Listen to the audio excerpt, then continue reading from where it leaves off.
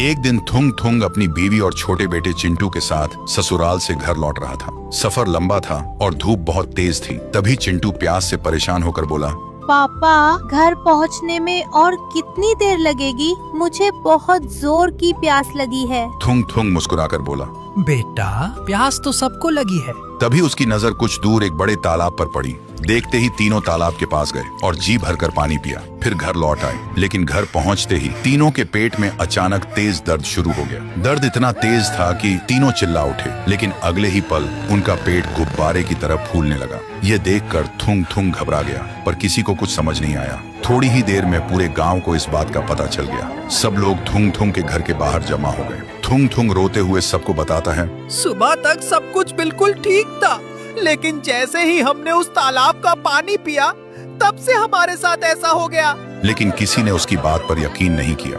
उल्टा गांव वाले उसका मजाक उड़ाने लगे। कोई हंस रहा था, कोई उंगली दिखा रहा था, और कुछ ही देर बाद सब वहां से चले गए।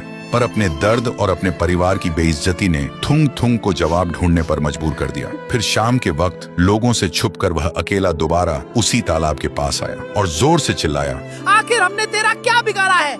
आज तेरी वजह से पूरा गांव हम पर हंस रहा है। जैसे ही उसने यह कहा, अचानक पानी का रंग खून जैसा लाल हो गया और तालाब के बीच से एक डरावनी रूह बाहर निकल आई और गुस्से में बोली, ये सब मैंने किया है। थुंग थुंग डर गया, लेकिन फिर भी हिम्मत करके बोला, कौन हो तुम और हमारे साथ ऐसा क्यों किया?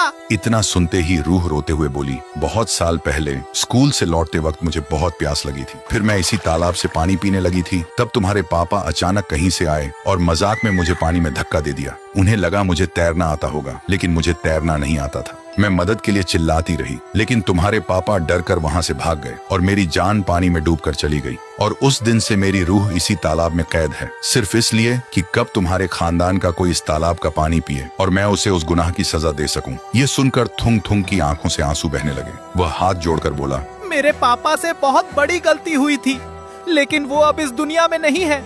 उनके गुनाह की सजा हमें मत दो।